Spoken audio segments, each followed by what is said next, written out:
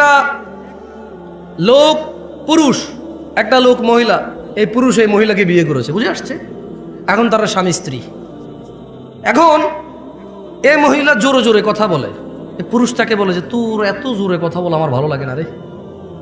মহিলা তাও জোরে কথা বলে। পুরুষ বিরক্ত বলে যে কোন পাপ করছে জীবনে, বিপদ গলায় পড়ছে। বাট মহিলাকে ঘর থেকে বের করে না। কি করে না? গায়ে হাত দেয় না, বিরক্ত হয়। ওর বউ পান খায়, বললো যে তুই এত অল্প বয়সে পান খাওয়া শুরু করে দিলি, এমনি এমনি চা বাঁচতে আরে আমার বিচ্ছিরি লাগে দেখতে আমার। কিন্তু বউকেও তালাক দেয় না, বাপের বাড়ি পাঠায় না, গায়ে হাত তোলে না। ওর জন্য জামা কিনে, কাপড় কিনে, ওর জন্য সুন্দর সুন্দর চুড়ি কিনে, লিপস্টিক কিনে, আলতা কিনে। ওর বউটা ওর মায়ের সাথে বিয়াদবি করে। কি সুন্দর করে বোঝায়, তুইও তো মা হয়েছিস, আমাদের তো বাচ্চা কাচ্চা আছে, আমার মাটা বাপের একমাত্র পোলা আমি, আমার তো দুইটা ভাই নাই যে আমি যদি খেয়াল না রাখি আরেক ভাইয়ের বউ খেয়াল রাখবে, একটু খেয়াল রাখ না, আমরা ভদ্র পরিবারের লোক, আমি যদি তোর গায়ে হাত তুলি এখন, তোর সাথে ঝগড়া করি, মানুষ কি বলবে? ছেলের মাও বোঝে যে পরিবারটা সম্মানী, এই জন্য ছেলের বউ যত কিছুই করুক অতটা মানে প্রতিক্রিয়া দেখায় না, মনে করে যে বোঝে না, অবুঝ, এরকম করে ছেড়ে দেয়। ও বউয়ের গায়ে হাত তোলে না, বাপের বাড়ি পাঠায় না, তালাক দেয় না। ছেলেটা প্রায় তার বউয়ের মোবাইল এঙ্গেজ পায়। যখনই বলে তোমার মোবাইল ব্যস্ত পেলাম কেন, বউ বলে যে খালার সাথে কথা বলতেছি, মার সাথে কথা বলতেছি, বোনের সাথে কথা বলতেছি। সে প্রায় এঙ্গেজ পায়, বিরক্ত হয়। ছেলেটা তার বউকে বলে তুমি ফেসবুক কেন চালাও, আমার পছন্দ না। তার বউ বলে যে চালাবো না। এরপরে বলে যে শুধু এই তো মাঝে মধ্যে একটু স্ক্রলিং করবো, আমি কারোর মেসেজ টেসেজ দিই না। ছেলেটা প্রায় দেখে যে ও বউ ফেসবুক চালায়, সে বিরক্ত হয়, বউর গায়ে হাত তোলে না, বাপের বাড়ি পাঠায় না, তালাক দেয় না। হঠাৎ যদি এই ছেলেটা ঘরে এসে দেখলো তার বউয়ের বিছানায় অন্য পুরুষের সাথে বউ শুয়ে আছে, এখন কি করবে সে? এখন এই ছেলেটা দেখলো তার স্ত্রী অন্য কারো বিছানায় শুয়ে আছে।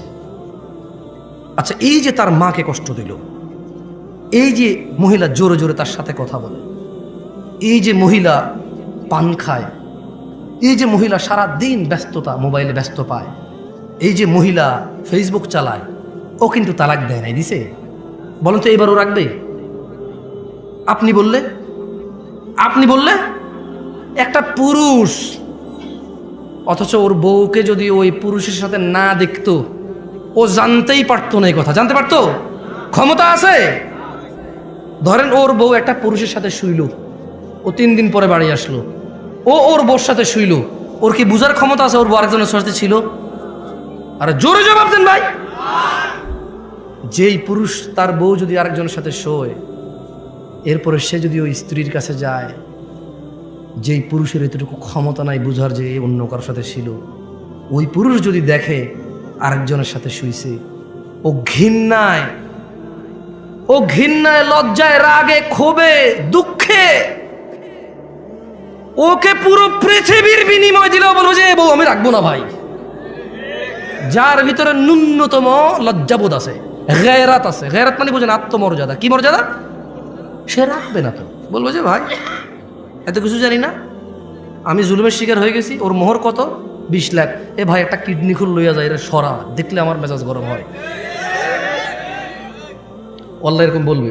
যার ভিতরে ন্যূনতম আত্মমর্যাদা আছে সে বলবে যে 20 লাখ তো নাই, কিডনি একটা নিয়ে যা, 2 কিডনি লাগে না, 1 কিডনি বাঁচা যায়, ওর নিয়ে বাঁচা যাবে না ভাই। কিডনি ছাড়া বাঁচা যাবে, গ্যারান্টি আছে, ওর সাথে বাঁচবো না।